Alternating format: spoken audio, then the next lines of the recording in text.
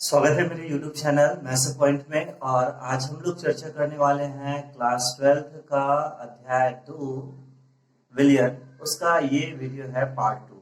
यदि आप मेरे अभी तक पार्ट 1 का वीडियो नहीं देखे हैं अध्याय 2 का, तो सबसे पहले आप पार्ट 1 का वीडियो देख लीजिए ताकि आपको ये जो पार्ट 2 का वीडियो है वो बिल्कुल आसानी से समझ आए।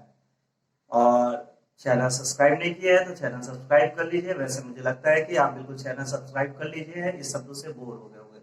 चलो हम लोग आते हैं क्लास के बारे में। तो मैंने पार्ट 1 में आपको बताया कि जो विलियन होता है, ठीक है, कौन सा विलियन बताया ना, मोगैम्बो वाला नहीं। जो विलियन होता है वो किससे बना जाता है, विलेय और विलायक। और मैंने इसका पहचान बताया था, है ना। जैसे एक एग्जाम्पल के लिए नमक का घोल, ठीक है। तो नमक का घोल जब हम लोग बनाते हैं तो नमक के घोल में क्या करते हैं, थोड़ा सा नमक लेते हैं और उसमें पानी के साथ उसको मिला देते हैं, ठीक है। अब ये चुटकी भर नमक की कीमत तुम क्या जानो, ऐसा नहीं है ना। तो नमक का जब घोल बनाते हैं तो हम उसमें क्या करते हैं, नमक लेते हैं। और मैंने बताया था कि जो कम मात्रा में हो, ठीक है, जो कम मात्रा में हो उसको हम लोग क्या बोलते हैं, विलेय। तो जो कम मात्रा में होता है क्या, नमक, और उसमें जो ज्यादा अधिक मात्रा में रहता है वो क्या कहलाता है, विलायक। ये मैं बताया था कल पार्ट 1 वीडियो में, ठीक है। तो कम मात्रा में क्या होता है, नमक, और अधिक मात्रा में क्या होता है, पानी। तो मैंने बताया था कि कैसे विलेय और विलायक मिलकर विलियन का निर्माण होता है। उसका एक बेस्ट एग्जांपल दिया था ये कि नमक और पानी को जब हम लोग मिलाते हैं तो नमक का घोल बनता है। ये नमक का घोल विलियन कहलाता है। कम मात्रा में रहता है वो विलेय कहलाता है, ज्यादा मात्रा में रहता है वो विलायक कहलाता है, ठीक है। अब हम लोग पढ़े कि विलियन में जैसे ठोस ठोस विलियन है, ठोस द्रव विलियन है, द्रव गैस विलियन है। ये पार्ट 1 वीडियो में अच्छी तरह से समझे हैं। मैं आपसे फिर से कहूंगा कि यदि आप मेरे पार्ट 1 वीडियो इसका नहीं देखे हैं तो आप पहले पार्ट 1 वीडियो को देख ले ताकि ये पार्ट 2 वीडियो आपको अच्छे से समझ आए। पार्ट 1 का मैंने डिस्क्रिप्शन पे उसका लिंक दे दिया है, आप वहां से भी जाके देख सकते हैं। तो चलो, विलियन के बारे में हम लोग पढ़ चुके हैं, नमक के घोल, नमक और पानी से। आज हम लोग पढ़ने वाले हैं कि इसकी जो सांद्रता है, सांद्रता मतलब इसकी मात्रा है, किसकी मात्रा, विलेय और विलायक। सपोज हम यदि नमक ज्यादा ले या हम यदि विलेय ज्यादा ले तो क्या होगा, विलायक ज्यादा ले तो क्या होगा, तो कौन सा विलियन बनने वाला है। देखो जब हम लोग प्रैक्टिकल करते हैं, 11th में आप प्रैक्टिकल किए हैं, या आप जब केमिकल रासायनिक अभिक्रिया पढ़ते हैं तो आपको प्रयोगशाला विधि में ऐसा वर्ड सुनने को मिला होगा कि तनु H2SO4 डालो, सांद्र H2SO4 डालो। तो आखिर ये तनु क्या है, सांद्र क्या चीज है, तो हम इसी के बारे में आज चर्चा करने वाले हैं। तो आज हम लोग बात करेंगे तनु विलियन क्या है, सांद्र विलियन क्या है, संतृप्त विलियन क्या है, असंतृप्त विलियन क्या है, इसके बारे में चर्चा करने वाले हैं। और साथ में चर्चा करने वाले हैं क्या, जो द्रव्यमान जैसे हम मात्रा मिलाएं, जैसे विलेय का इतना मात्रा, विलायक कितना ग्राम, ग्राम में डालते हैं, ml में डालते हैं, तो उससे जो प्रतिशत निकालते हैं, जैसे इतना प्रतिशत विलियन बना, आयतन बना, इसका आयतन प्रतिशत, द्रव्यमान प्रतिशत, ये पूरे टॉपिक के बारे में हम लोग आज चर्चा करने वाले हैं। तो पूरे वीडियो पे लगे रहे। मैं आपको बताता हूं विलियन की सांद्रता के आधार पे वर्गीकरण।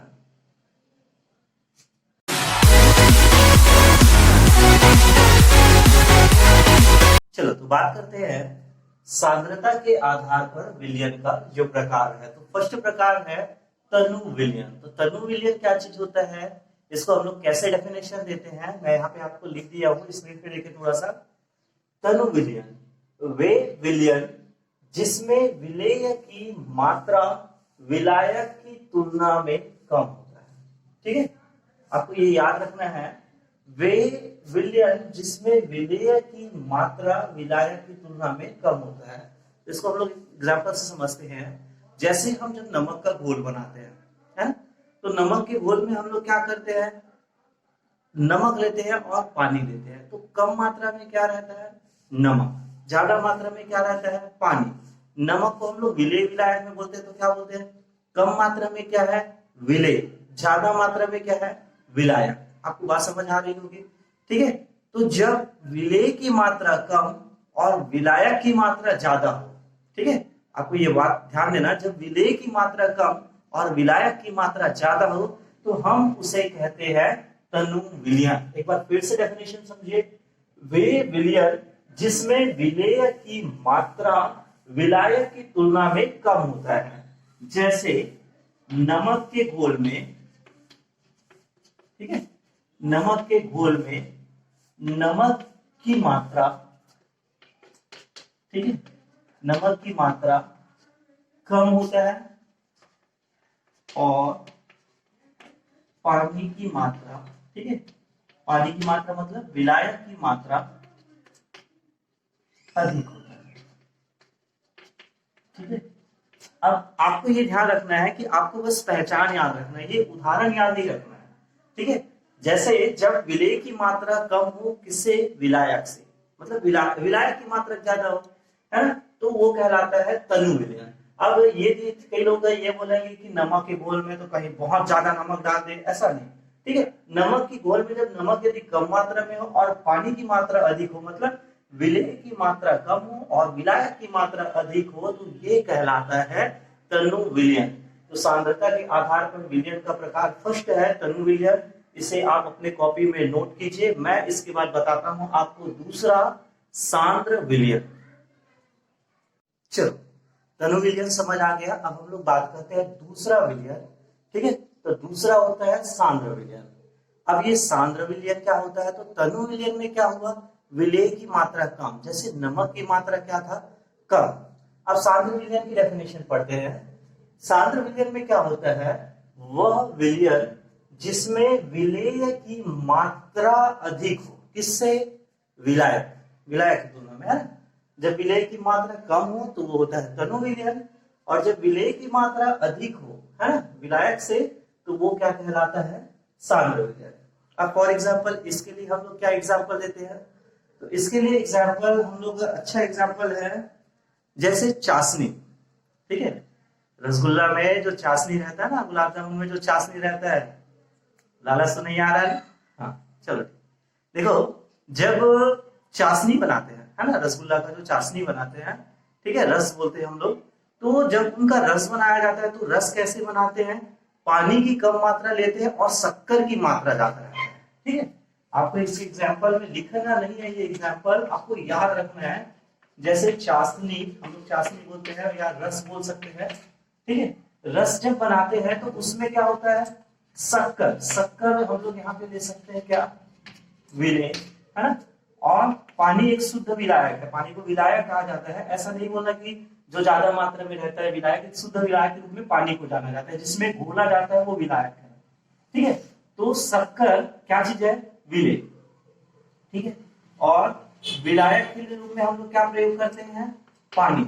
अब इसमें आपको ध्यान देना, जब चाशनी बनाया जाता है तो चाशनी में क्या करते हैं, पानी कम मात्रा में लेते हैं, उसमें शक्कर डालते हैं, ठीक है। शुरुआत में शक्कर कम रहते हैं, उसको भाप से गर्म करते हैं तो वो और शक्कर डालते हैं और शक्कर डालते हैं, शक्कर की मात्रा बढ़ाते जाते हैं ताकि वो गाढ़ा हो जाए, ठीक है। तो एक बढ़िया उदाहरण है चाशनी, ये आपको अपने दिमाग में रखना है, सिर्फ आपको डेफिनेशन याद रखना है। सांद्र विलयन किसको कहते हैं, तो वह विलयन जिसमें विलेय की मात्रा अधिक हो, सांद्र विलयन कहलाता है, ठीक है। जैसे चाशनी में क्या करते हैं, पानी की मात्रा कम, शक्कर की मात्रा ज्यादा रहता है। तो ये रहा दूसरा उदाहरण सांद्र विलयन। आपको सांद्र विलयन का डेफिनेशन लिखना है, उदाहरण याद रखना है, चाहो तो लिख सकते हो, कोई दिक्कत नहीं है। हम लोग अब आते हैं तीसरा टॉपिक इसका, मतलब तीसरा नंबर, संतृप्त विलयन, और चौथा असंतृप्त विलयन। दोनों को मैं एक साथ बता रहा हूं, ठीक है। तो देखो, जैसे अभी हम लोग बात कर रहे थे चाशनी के बारे में, तो चाशनी कैसे बनाया जाता है आपको अच्छी तरह से पता होगा, आप लोग ज्यादा बनाते हो, मुझे किचन पे कोई इंटरेस्ट नहीं है, ठीक है। चाशनी कैसे करते हैं, पानी को गर्म करते हैं और उस पर शक्कर डालते हैं, तो शक्कर डालने में वो क्या होता है, उसमें तरल बनते जाता है, लेकिन शक्कर डालते हैं ताप में जब तक वो घुलते रहता है, ठीक है, घुलते रहा, ठीक है, फिर वो एक समय आता है कि घुलना बंद हो जाता है। जैसे नमक का आप एग्जांपल लो, पानी में आप नमक जब घोलोगे, नमक डाले घोलते जाए, नमक डाले घोलते जाए, तो वो क्या होता है, घुलते जाता है। लेकिन एक समय ऐसा कंडीशन आता है कि हम उसमें नमक डालते जा रहे हैं, नमक डालते जा रहे हैं और घुलते जाए तो नमक घुलना बंद हो जाता है और वो उसके तली में, जो नीचे तली है, वहां पे जाके बैठने लगता है। ठीक है, बात को समझ आ रहा है कि जब विलायक में विलेय को डाला जाता है, ठीक है, विलायक में विलेय को डाला जाता है और विलयन का निर्माण करते हैं, तो उसको घोला जाता है, और मात्रा डाले तो और घोला जाता है, और मात्रा, विलेय की मात्रा डालते जाते हैं।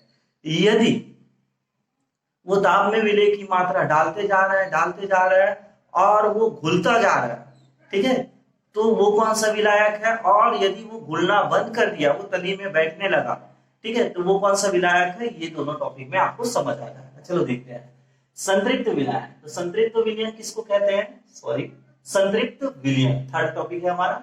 संतृप्त विलयन वह विलयन जिसमें किसी निश्चित ताप पर, ठीक है, वह विलयन जिसमें किसी निश्चित ताप पर विलेय की और अधिक मात्रा नहीं घोली जा सकती।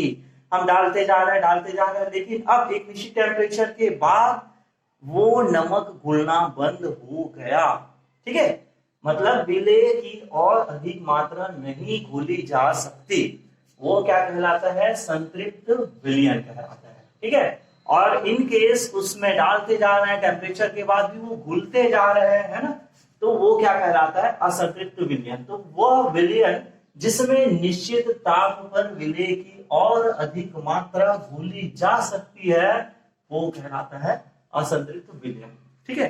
तो संतृप्त, असंतृप्त, तनु, सांद्र, ये आप एक बार फिर से इस वीडियो को देख लेना और ये चारों टॉपिक आप अपने कॉपी में लिख लेना। क्या? सांद्रता के आधार पर विलयन के प्रकार। तो 4 प्रकार से पढ़े। पहला तनु, तनु में क्या होता है? तो तनु में किसकी मात्रा कम होती है? विलेय या विलायक की। आप अच्छे से एक बार फिर से देखेंगे, आपका दिमाग कंफ्यूज हो रहा है, मतलब आपको समझ कम आ रहा है। देख रहे बादल बहुत ज्यादा गरज रहे है ना, थोड़ा सा मौसम खराब है और मैं आगे और वीडियो बनाना चाह रहा था, लेकिन आज का वीडियो बस यहीं तक। और जो भी ये चारों टॉपिक है ये आप नोट कर लीजिए, है ना। उसके बाद फिर मैं कल आपको इसका पार्ट 3 भेजने वाला हूं, जिसमें हम पढ़ेंगे नॉर्मलता, फॉर्मलता, मूलरता, मूललता, ये कैसे याद करते हैं, क्या क्या इसके फॉर्मूले हैं, है ना, ये हम लोग सीखेंगे। उसके लिए बस आपको मैं एक वर्क देना चाहता हूं, जो आप करना 1 से लेके 30 तक के सभी तत्व, ध्यान देना ये पॉइंट, 1 से लेके 30 तक के सभी तत्वों का एटॉमिक नंबर, परमाणु क्रमांक और एटॉमिक मास, परमाणु भार अच्छे से याद रखें, ताकि कल का वीडियो जब आपको देखे, आप मैं अपलोड करूंगा, तो आप जब देखोगे तो आपको अच्छे से समझ आए। ध्यान से याद रखना, एटॉमिक नंबर मतलब परमाणु क्रमांक और परमाणु भार, क्योंकि कल हम इसके मैथमेटिकल सवाल बनाने वाले हैं, ठीक है। यदि वीडियो आपको अच्छा लगा तो बिल्कुल लाइक करते हुए जाना और बेल आइकन बिल्कुल दबा देना, ताकि आप तक नोटिफिकेशन आते रहे। धन्यवाद।